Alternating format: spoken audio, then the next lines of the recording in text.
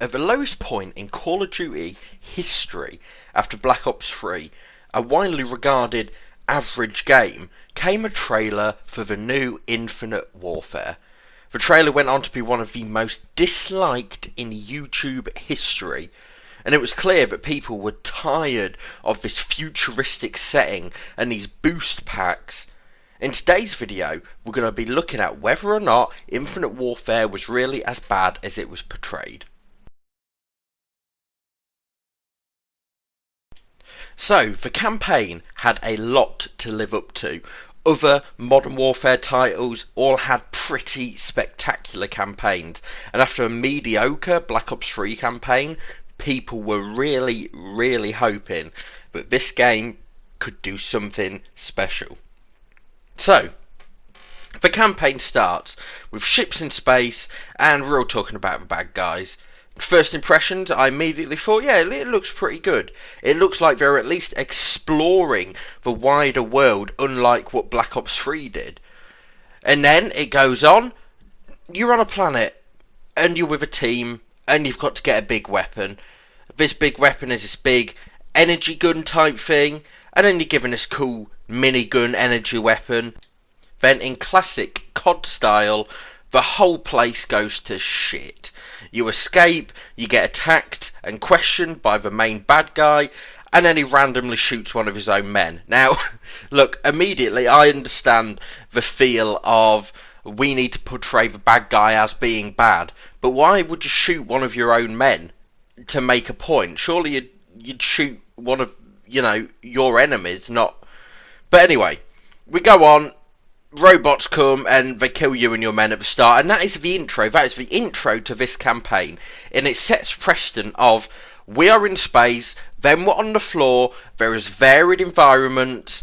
It's an interesting looking campaign with the environments, there's crazy guns, and it sets us up to think that maybe it's not going to be as bad as people think it was. Anyway, we carry on going. There's like a boring walking section, but at very least it gets us used to seeing these flying ships around and the overall size and feel of the world. Then we meet a really cool robot called Ethan, for short. And this is basically a soldier like any other, but it's a robot, and it has some pretty cool moments in the story. We'll get to that in a moment. Anyway, other things happen. We get shot out the sky. We look like we're basically fucked, and the whole of the world has gone to absolute shit. And I will point out, at this stage, a lot of the voice acting seemed a little bit dull. Here, take this.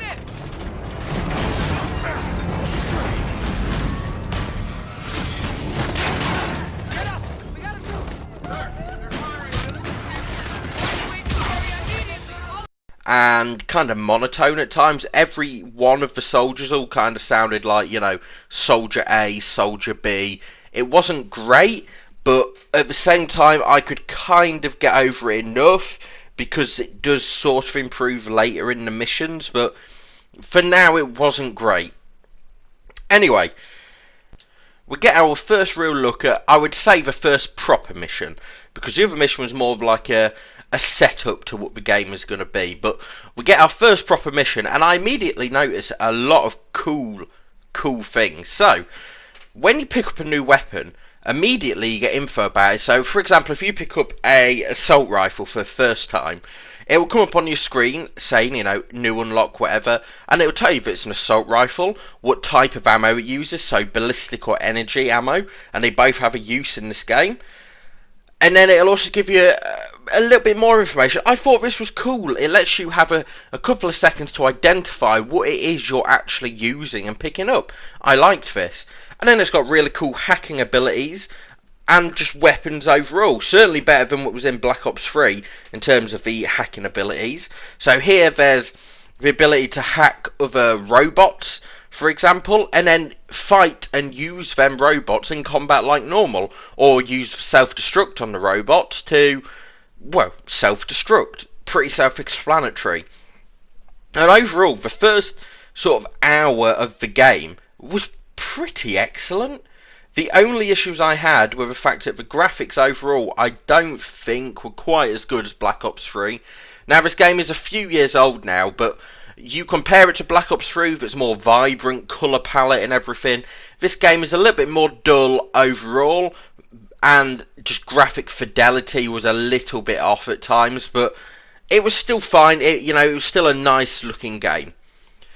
A couple of other issues were immediately you notice it takes so long to kill. Like, I get that it's futuristic and people have these kind of suits on and whatnot, and if you shoot, for example, someone's helmet, it'll break the helmet and then you can get a headshot, but it just feels like it's taken so many bullets in order to kill human enemies. I understand a bit more with robots, but yeah, it is a bit weird, but other than that, they were the only issues I experienced at the start. And then, after this, we board a ship and we fly to space, and yeah, it's pretty cool. And then while we're flying, and this was what really started to set this game apart from me, while we're flying, we get to use our own personal ship, called the Jackal in this game, to have space combat, almost like a Star Wars Battlefront. It was really actually cool, and I really enjoyed it. And then we get to go even further and board our own mothership, and almost immediately we're made captain because basically everyone's dead, to put it simple. And now we get to use the captain's room as well, and this again leads into the fact that this really feels like your own story, and I was really liking this. Now, granted, you can only do minimal things in the captain's room. For example, you can use a computer to check out your personnel and stuff like that, but there's also a most wanted board, which is cool, so there's targets on this board that you take out during missions, so it was nice. It was kind of not needed, but it was nice to have it there. And then, for the next mission, we gear up in the armory, and this is pretty cool. So, when you go to the armory, you can pick your own class, much like Black Ops 3, and customise it, or you can just have a standard loadout that is recommended for you. And again, I really enjoyed this. It gave you a little bit more customization in the way you do missions. So essentially, if you wanted, you could take a sniper into absolutely any mission, or you could take a shotgun in any mission. It was a fun little thing to work around and play with for a few minutes, get the right attachments, stuff like that.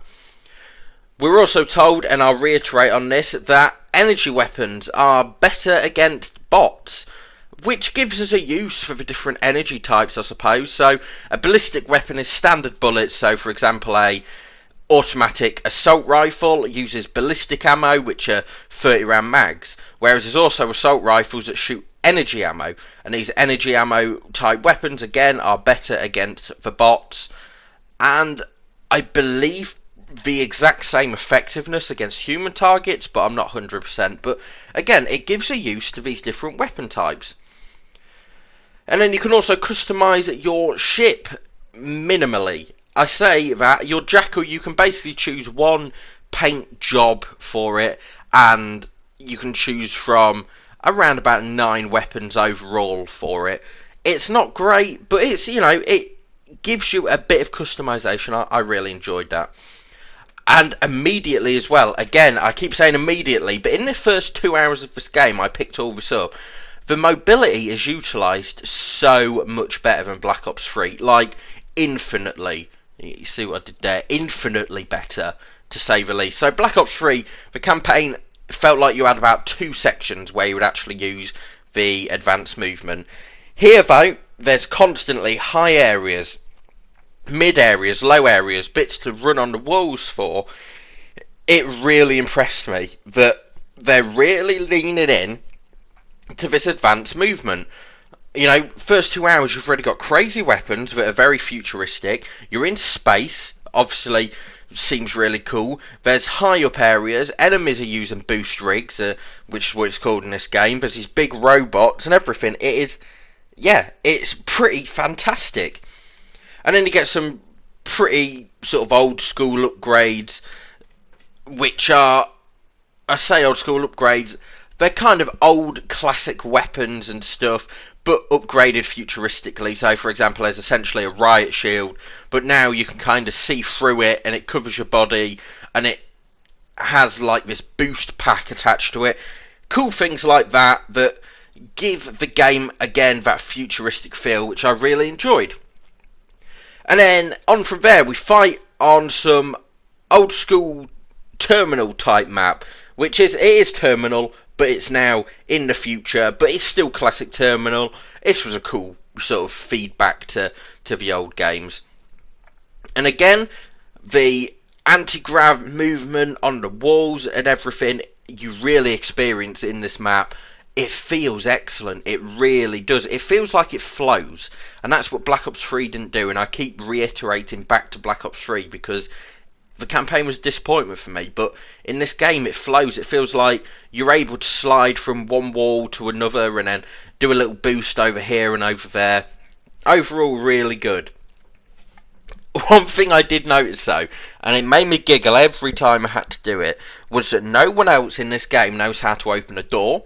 So, every time you go back to your mothership, you have to open the door, and then if you start, let's say, a mission, for example, you have to follow your partner up a, elevator or whatever, and you have to be the one opening the door. And it always made me laugh. I think one door was open for me in this game, and it doesn't seem like a big deal, and it isn't, but it was just weird that no one in the entire game knew how to pull a door open. But moving on. After a bunch of other kind of standard missions, I say standard, I'm not going to talk about every mission, but we do have snippets of brilliant missions in there, and that's what I want to go over. And the one I really want to talk about is the Space Stealth Sniper mission. Now this is one of my favourite all-time Call of Duty missions, without a doubt.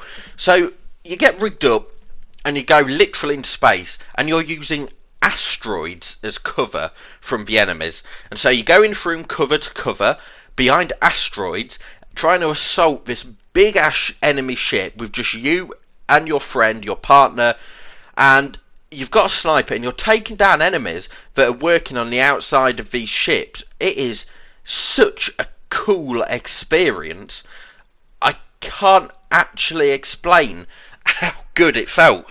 And then when all goes to shit, your sniper, and look, don't ask me how it actually works, but you can remove essentially your sniper scope, and this semi-auto sniper now becomes a fully automatic assault rifle. But it was cool. It really was cool. And I didn't hate it. Like, I was really wanting to hate this game, but I just didn't. Again, there was a few more issues at this point, like the enemies are often quite difficult to sort of identify from your team. And this sounds like a nitpick, but when I'm in a big room full of enemies and my team, and the only way I can tell the difference is if I physically hover over my team, I don't want to accidentally start shooting my team, it'd be annoying. So that was annoying to an extent, but there was also some cool things. So there was some minor exploration that, look, the game didn't say, here's a bunch of open rooms, do a bunch of things, but it does say, look, now and again you can open a door, you can get an upgrade, you can get a new weapon. It was cool. It was cool enough. There was also some really cool things, like the fact you can pick and choose your missions. So you have this board in the middle of your command ship, where you can basically go in, you can see a view of space, and you can pick and choose whether or not you want to do these side missions or a primary mission. Some of them are assaulting an enemy ship, some of them are flying in your own ship and taking down enemy ships. It was cool. It was cool that you got the choice of doing it, and I ended up doing every single main and secondary or side mission in this game, so really fun. I did notice though that you have to physically launch on and off of your base whenever you do any of these missions. And what I mean by that is you have to go all the way down an elevator, all the way to your ship, climb aboard your ship, wait about 15 seconds for your ship to be able to take off, hold a button, then launch into space to have the same cutscene play, and then getting back on your ship is the same. You have to be guided in. I get the going for that realism, but it was extremely annoying. It would have been nice if I could just kind of skip that. But I'm guessing that they were there, them cutscenes, to load the actual mission, which, again, I understand the limitations of the time. There are actual stealth missions as well. Other than the space sniper mission, there was a sprinkling of stealth-like missions and times, which Black Ops 3 just didn't have. So I was really happy with that. And, you know, again, another really cool one was where you stealthily got onto a ship, you had to put on the enemy's outfit, and then you could walk around and try not to be detected by the enemies, and you was blending in. Overall, really, really fun. And then after all that kind of classic, like I say, Call of Duty gameplay, your final assault is going to be on Earth, kind of. So your plan is to go down to Earth and do some things, is the best I can describe it as. So we go down to Earth, and the dude we've got to capture in order to do these things somehow beats the crap out of us, even though we have like literal armour on, like space armour and these boost rigs. This dude that just has no armour, nothing on his hand, he just beats the absolute crap out of us. I'm not quite sure how, but again, we get on with it.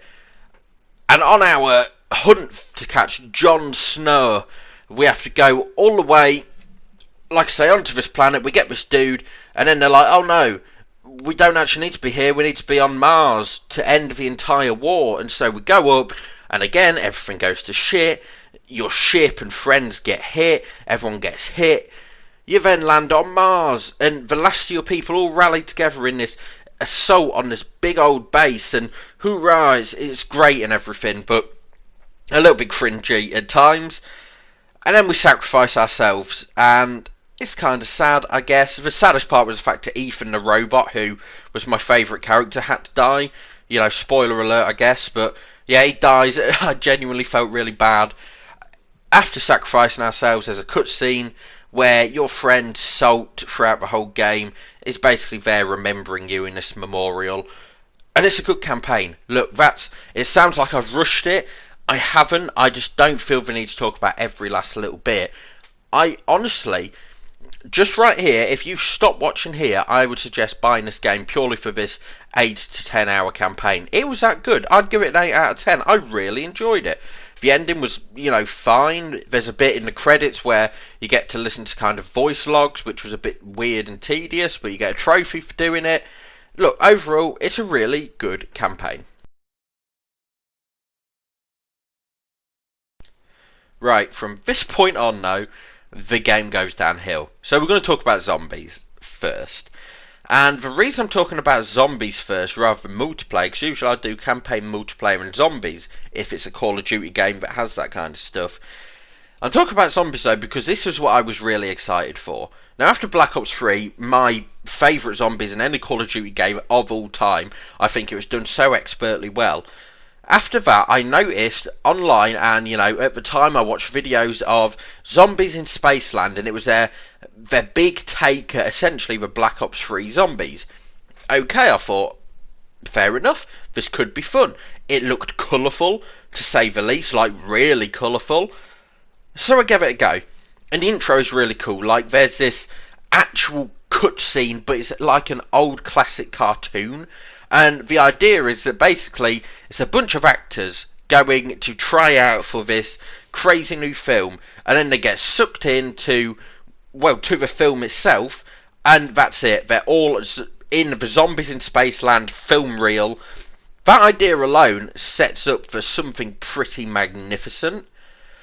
However, that was the only map. So the only map you get without spending more money is the Zombies in Spaceland one.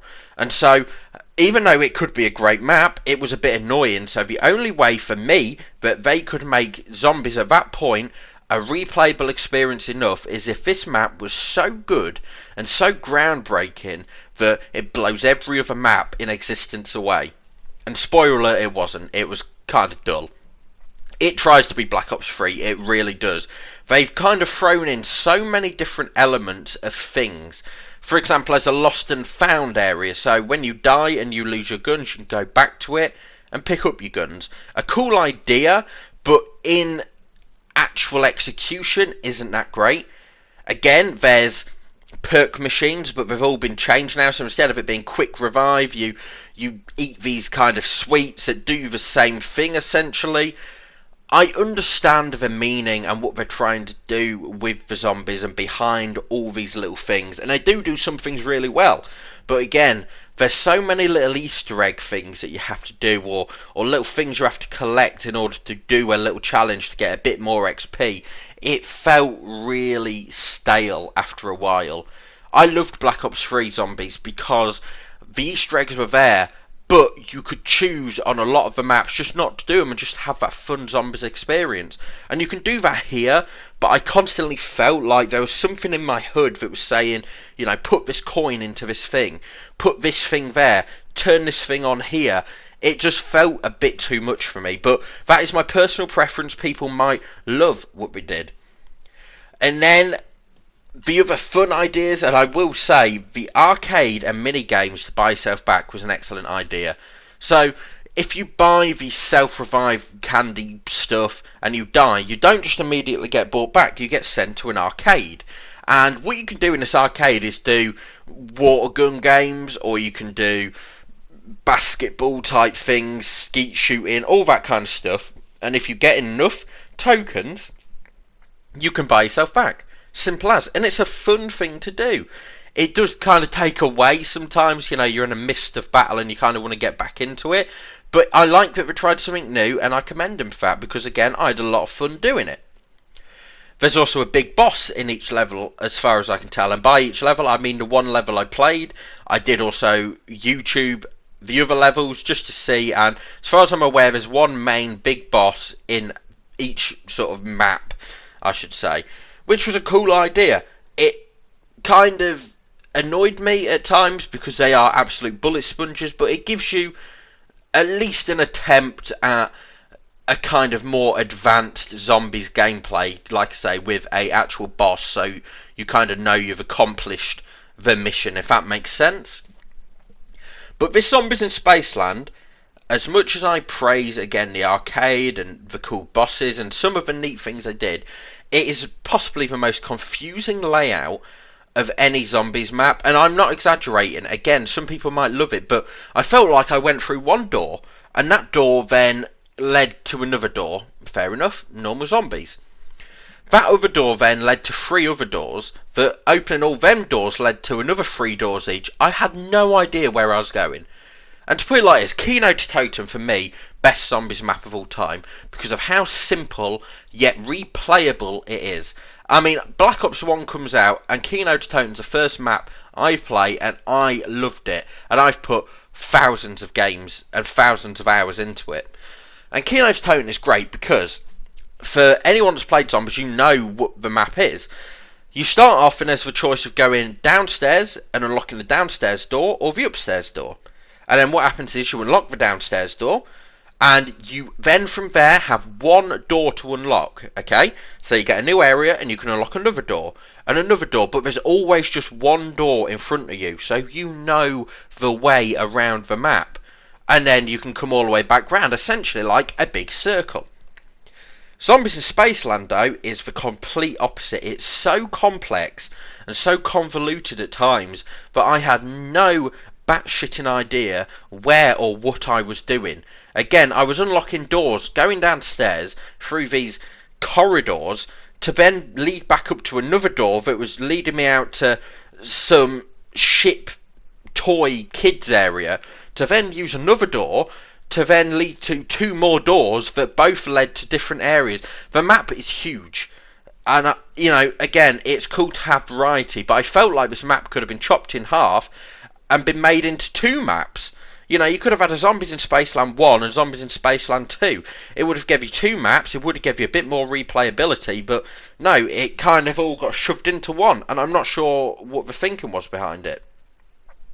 Then there's also the Fate and Fortune cards. These are basically the Gobblegums from Black Ops 3, and some people hated Gobblegums. I personally thought it was a cool idea. But these Fate and Fortune cards, and look, no matter what they do, because they all do the same things, you know, you can spawn a fire trap or whatever other power-ups, and you can do little things. But just look at these cards, physically made me cringe.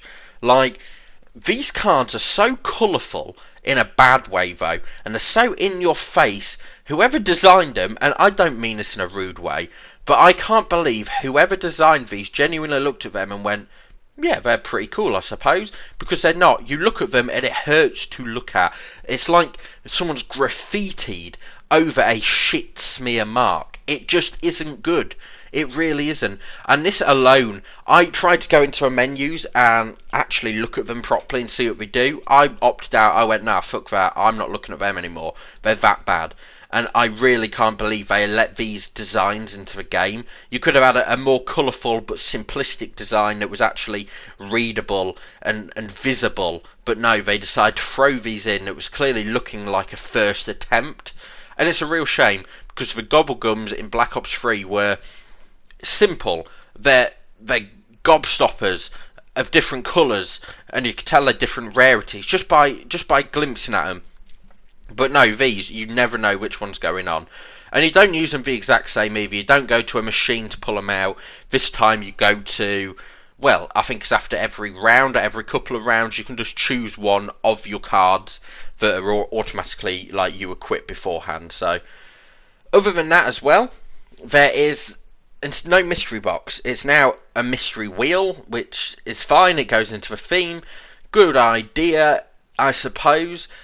There's also a couple of cool things, like their mini games I talked about are just in the overall world to get tickets, and with these tickets you can buy things, so it gives a use to things, which I'm happy about.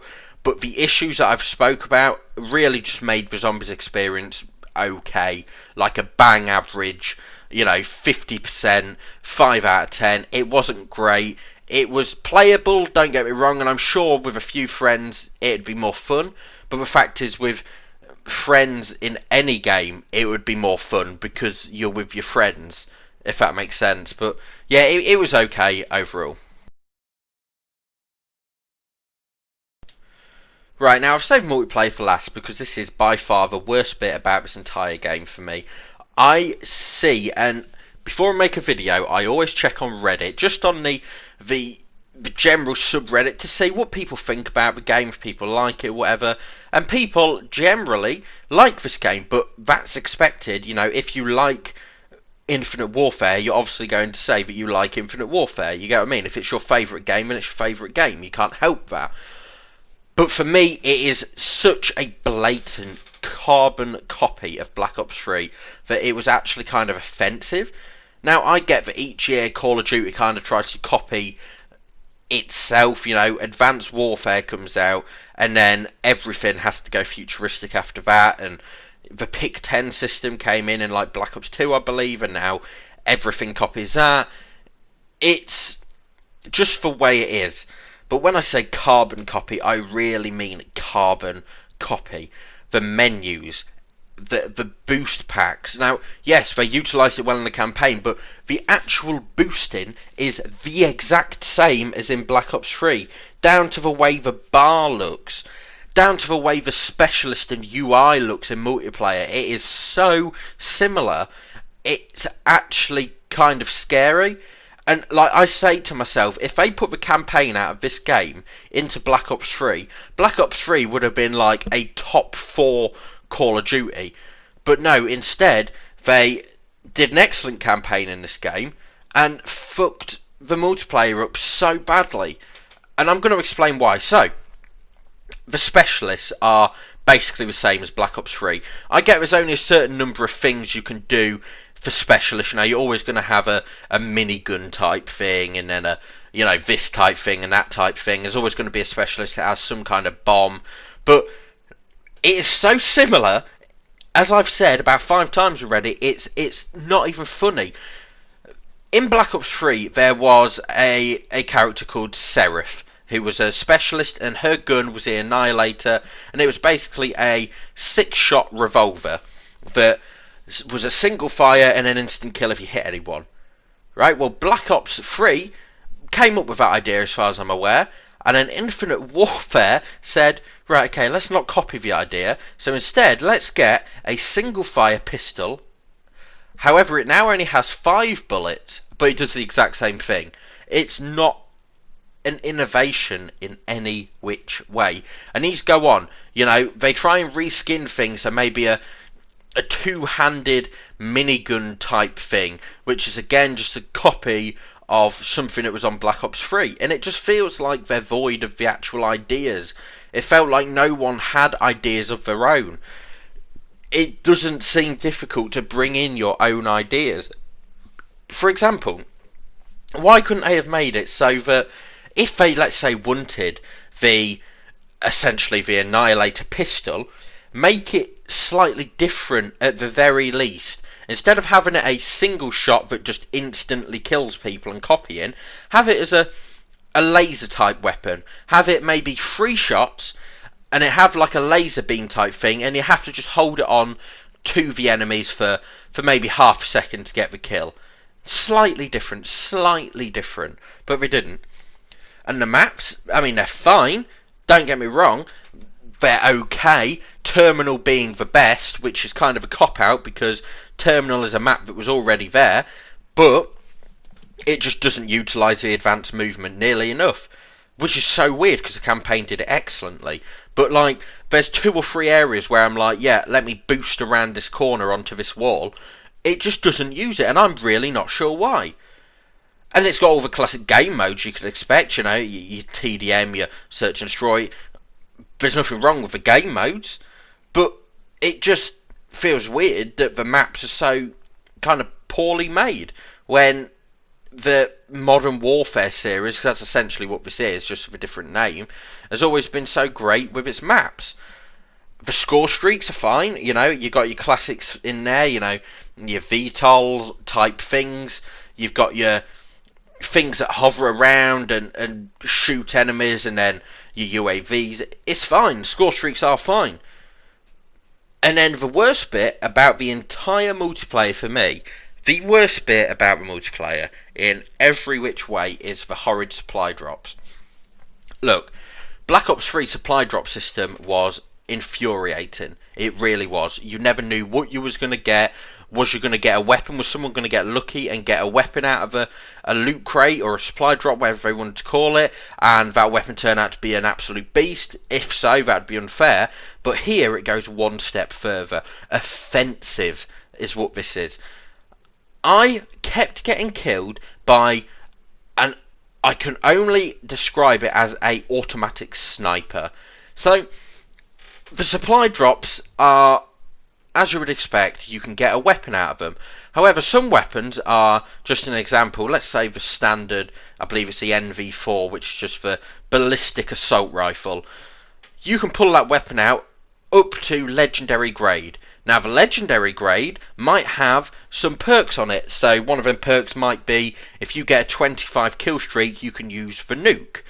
Why did they put it as a perk? I really don't know, because if I get a 25 kill streak and I'm not able to get lucky enough to get one of these weapons, you're telling me I don't deserve that? But other than that, there's stuff, simple stuff like, you know, increased XP earn. That's fine, I understand that.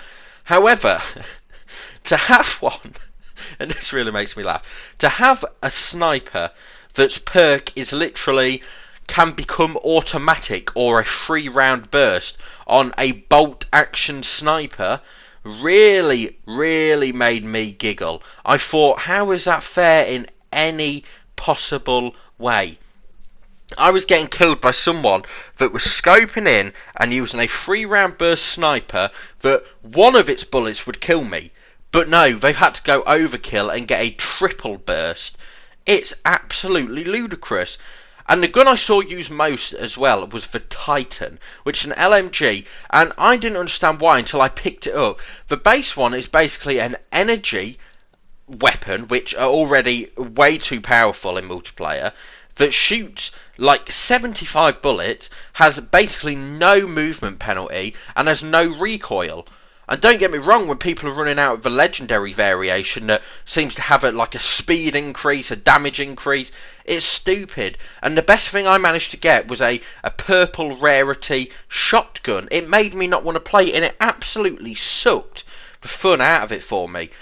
Every other Call of Duty game I've at least prestiged once. This, I got to like level 20, and I really couldn't carry on. I found it that drab, that boring, that bullshit overall, and it just wasn't fun.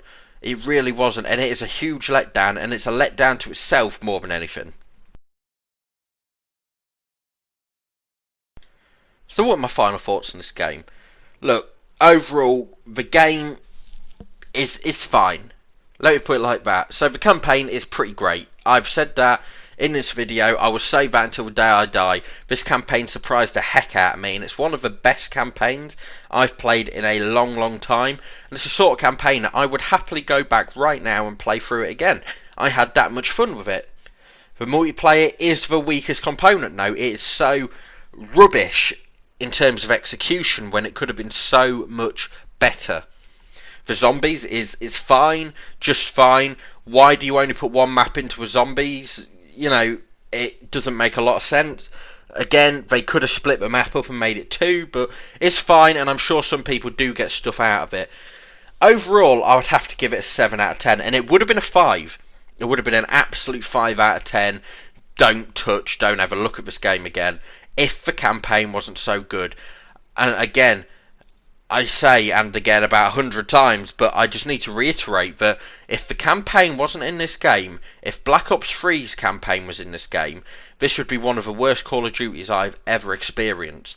Luckily, the campaign saves it for me, but the zombies being just bang average, and I just can't get over how shit the multiplayer was, really lets it down. As always, I hope you guys enjoyed. Let me know in the comments, what you think about this game. I'm sure some of you love it out there. Drop a like, subscribe, whatnot, and stay safe. I'll see you next week.